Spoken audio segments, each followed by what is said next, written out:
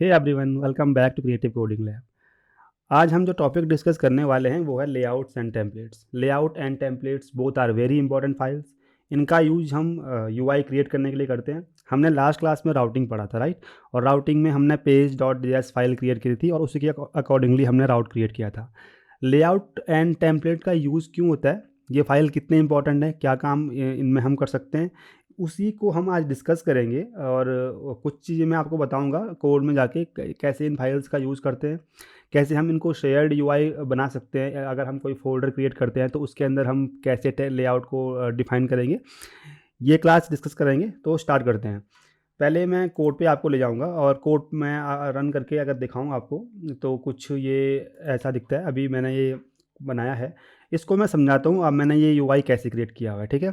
ये layout and page का ही पूरा यूआई है। सिंपल यूआई है लेकिन यूज़फुल है। मैं यहाँ पे अगर क्लिक करता हूँ तो ये होम पेज पे जाएगा। होम पेज पे क्या है, एक हेडर है एंड एक फुटर है और साथ में जो बीच का सेक्शन है वो है, ठीक है? तो मैं आपको समझाता हूँ बेसिकली मैंने करा क्या है। देखो, सारा काम ऐप फोल्डर के अंदर होता है क्योंकि हमारा जो प्रोजेक्ट है वो ऐप बेस्ड है। यानी कि हमने लास्ट क्लास में डिस्कस किया था, नेक्स्ट जेएस में दो तरीके से राउटिंग होती है। एक होती है ऐप राउटिंग और एक होती है पेज राउटिंग। क्योंकि हमने ऐप राउटर से इंस्टॉल किया है तो हमारे पास मेरे पास जो फोल्डर स्ट्रक्चर है वो ऐप के अंदर सारा राउटिंग होगा, क्योंकि मैंने ऐप राउटिंग इंस्टॉल किया था, राइट?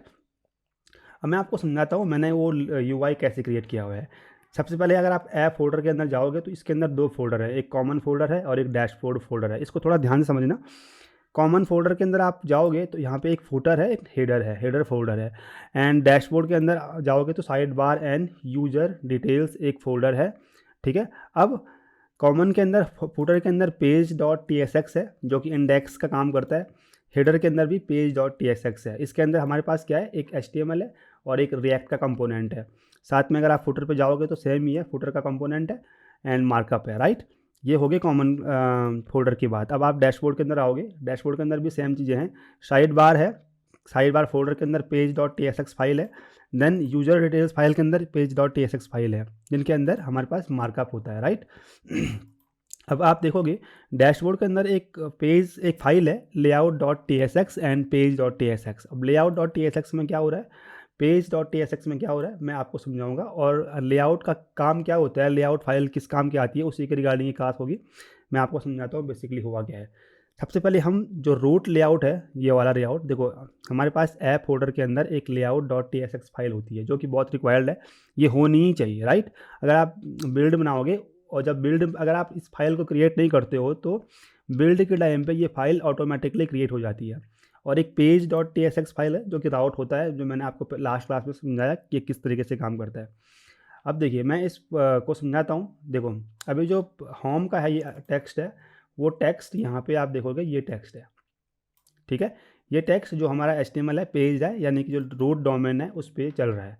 अब ये हेडर है, हेडर कैसे मैंने यहाँ पे कॉल किया, अब आप मैं इसको बंद कर देता हूँ और layout dot T S x को खोल देता हूँ। Layout dot T S x file में मैंने दो कंपोनेंट इंपोर्ट किए हुए हैं, एक हो गया हेडर कंपोनेंट, एक हो गया फुटर कंपोनेंट, ठीक है?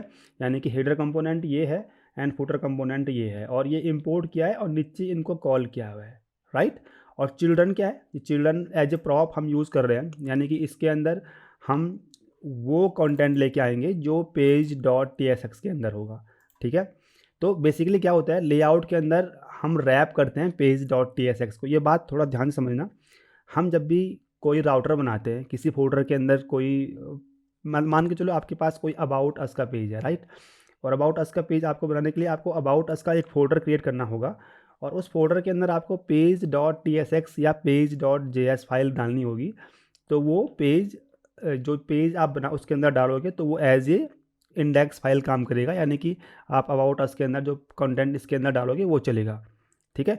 तो हमारे पास क्या है, page dot T S x के अंदर भाई होम पेज है, ठीक है? होम पेज में डाल देता हूँ और यहाँ पे अगर आप जाओगे तो यहाँ पे हमारे पास हेडर इंपोर्ट हो रहा है एंड फुटर इंपोर्ट हो रहा है और उनके बीच में हमारे पास चिल्ड्रन है और चिल्ड्रन एज ए प्रॉप हम यूज़ कर रहे हैं और ये जो कंटेंट है वो आ रहा है। इतना आप समझ गए, ये होम पेज की मैं बात कर रहा हूँ, ठीक है? अब बात करूँगा मैं डैशबोर्ड की, ठीक है? लेआउट आप समझ गए हैं। रूट लेआउट जो होता है ये काफ़ी इंपॉर्टेंट फाइल होती है और ये फाइल हमेशा होनी ही चाहिए। देन आप बात करते हैं ये कॉमन हमने यूज़ करा, कॉमन जो कंपोनेंट क्रिएट किया था वो कॉमन कंपोनेंट हमने यहाँ पे यूज़ कर लिया है। अब बात करते हैं डैशबोर्ड की, ठीक है। अब देखो डैशबोर्ड भी एक राउट है, यानी कि मैं डैशबोर्ड पे जाऊँगा, अभी यहाँ पे कोई लिंक नहीं है तो मैं डायरेक्ट ऐसे टाइप करके जाऊँगा, तो डैशबोर्ड भी एक राउट है, यानी कि एक पेज है। अब इस डैशबोर्ड के अंदर क्या है, एक तो हेडर हो गया और एक फुटर हो गया, क्योंकि जो हमने हेडर एंड फुटर को यहाँ पे यानी कि जो रूट लेआउट है वहाँ पे डिफाइन किया हुआ है, तो ये हेडर फुटर अब हर जगह चलेगा। आप कोई भी फाइल बनाओगे तो उसके अंदर ही चलेगा, क्योंकि ये कॉमन हो गया है अक्रॉस द वेबसाइट। ये हेडर एंड फुटर चलेगा, यानी कि मतलब ये है कि आप layout.tsx में कुछ जो भी डालोगे, जो भी कंपोनेंट कॉल करोगे, वो अक्रॉस द वेबसाइट चलेंगे, ठीक है। अब डैशबोर्ड के अंदर आप जाओगे तो इसके अंदर भी दो फोल्डर हैं, दो कंपोनेंट हैं, side bar and user details. Side bar के अंदर page.tsx फाइल है, अब मैं इनको बंद कर देता हूँ। साइड बार के अंदर page.tsx फाइल है और उसके अंदर एक कंपोनेंट है यूजर साइड बार का, एंड यूजर डिटेल्स के अंदर भी एक और कम पेज है, उसके अंदर भी आप देखोगे यूजर डिटेल्स टेबल है, ठीक है। अब ये user details table and page side bar का जो फंक्शन है वो हमने कॉल किया हुआ है डैशबोर्ड के अंदर। आप फोल्डर देखोगे, इसको समझना, डैशबोर्ड के अंदर एक और layout.tsx फाइल है, ठीक है, और page.tsx फाइल है। page.tsx फाइल राउट है डैशबोर्ड का, यानी कि जो ये दिख रहा है ये पूरा page.tsx फाइल के ऊपर हो रहा है, हेडर एंड फुटर को छोड़ के। हेडर एंड फुटर हमारा ग्लोबल लेवल पे हमने जो रूट लेआउट पे सेट किया है वहाँ से रेंडर हो रहा है, लेकिन जो साइड बार है और ये डैशबोर्ड है वो डैशबोर्ड हो रहा है हमारा layout.tsx फाइल से, ठीक है। अब layout.tsx फाइल में हम बेसिकली रैप करते हैं page.tsx को। देखो डिव क्लास फ्लैक्स है, इसके अंदर हमने यूजर साइड बार को इंपोर्ट किया, और यूजर साइड बार कहाँ से इंपोर्ट हो रहा है, वो हो रहा है साइड बार फोल्डर के page.tsx से, ठीक है। ये कंपोनेंट हमने यहाँ पे इंपोर्ट कर दिया, एंड यहाँ पे हमने चिल्ड्रन को एज ए प्रॉप यूज़ किया है, और चिल्ड्रन कहाँ से मिलता है, page.tsx फाइल से। और page.tsx फाइल में क्या है, एक डिव है, देन एक हेडिंग है डैशबोर्ड का, एंड हेडिंग के जस्ट नीचे हमने यूजर डिटेल्स टेबल को इंपोर्ट कर दिया है। और यूजर डिटेल्स टेबल कहाँ से आ रहा है, यूजर डिटेल्स टेबल हमारे पास जो आ रहा है वो इस पेज से आ रहा है, ठीक है। तो हमने बेसिकली रैप किया इस पेज को layout.tsx फाइल के अंदर। अब आप देखो इतना जो सेक्शन है, ये सेक्शन आ रहा है हमारा डैशबोर्ड का layout.tsx से। मैं आपको कोड में यहाँ पे इंस्पेक्ट करके समझाता हूँ बेसिकली हो क्या रहा है। देखो हेडर हमारा आता है रूट लेआउट, यानी कि सबसे टॉप लेवल पे जो रूट लेआउट का जो layout.tsx फाइल है वहाँ से आ रहा है। देन जो फ्लैक्स है, देखो डिव क्लास फ्लैक्स है, ये फ्लैक्स जो आ रही है वो यहाँ से आ रही है, देखो ये क्लास है, यानी कि इस डिव के अंदर हमने रैप किया इस पेज को।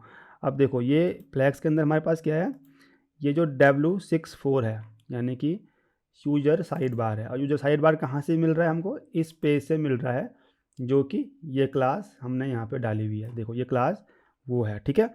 देन इसके बाद हमारे पास क्या है, ये जो फ्लैक्स 1 है ये डिव है, और ये डिव कौन सा है, ये आ रहा है हमारा page.tsx के अंदर से यूजर डिटेल्स टेबल। 1 सेकेंड, ये जो डिव है वो यहाँ से आ रहा है, और इसके अंदर चिल्ड्रन एज ए पेज। देखो जब भी हम प्रॉप को यूज़ करते हैं, चिल्ड्रन को यूज़ करते हैं, वो चिल्ड्रन हम चाहे page.tsx से ले सकते हैं या layout.tsx फाइल से भी ले सकते हैं, ठीक है। तो ये काम होते हैं हमारे पास लेआउट को यूज़ करने के लिए। और कुछ बहुत इंपॉर्टेंट चीज़ें हैं, जैसे मैं आपको समझाता हूँ। आप कोई भी राउट बनाओगे, कोई भी फोल्डर बनाओगे, उसके अंदर आप layout.tsx का यूज़ कर सकते हो, page.tsx का यूज़ कर सकते हो एज ए UI क्रिएट करने के लिए, ठीक है। अगर आप उसके अंदर भी कुछ और राउटर क्रिएट करोगे तो आप फोल्डर क्रिएट करोगे और page.tsx का यूज़ करके उसमें UI डाल सकते हो। देखो कुछ इंपॉर्टेंट चीज़ें मैं आपको समझाता हूँ। देखो यहाँ पे आप जाओगे, यहाँ पे JSX और TSX file extensions can be used for layout. तो हम फाइल का जो एक्सटेंशन यूज़ कर सकते हैं वो टाइप स्क्रिप्ट कर सकते हैं, रिएक्ट यानी कि JSX कर सकते हैं, या JS जावास्क्रिप्ट में कर सकते हैं। क्योंकि मेरा जो प्रोजेक्ट है वो मैंने as a TypeScript use किया है, तो मैं TSX फाइल का यूज़ करता हूँ, ठीक है। Only the root layout can content HTML and body tags, ठीक है। तो रूट लेआउट में जो layout.tsx फाइल है सिर्फ इसमें ही बॉडी एंड HTML कंटेंट होता है, बाकी हम किसी भी layout.tsx फाइल में body tag and HTML tag का इस्तेमाल नहीं कर सकते हैं, ठीक है। When a layout.js and page.js file are defined in the same folder, the layout will wrap the page। यही बात हम अभी कर रहे थे। हम किसी भी फोल्डर के अंदर लेआउट एंड, जैसे मैंने यहाँ पे डैशबोर्ड के अंदर लेआउट एंड पेज दोनों फाइल का यूज़ किया, तो लेआउट हमेशा पेज को ही रैप करेगा। वही हम कर रहे हैं, div क्लास हम इस पेज को रैप कर रहे हैं, ठीक है। Layouts are server components by default but can be set a client component. Layout देखो, लेआउट जब भी हम बनाते हैं तो वो एक सर्वर कंपोनेंट हो जाता है, ठीक है, बट उनको हम as a client component use कर सकते हैं। सर्वर कंपोनेंट मतलब सर्वर पे जो रेंडर होता है, और क्लाइंट का मतलब होता है जो ब्राउज़र पे रेंडर होता है, ठीक है। Layouts can fetch data, view the data.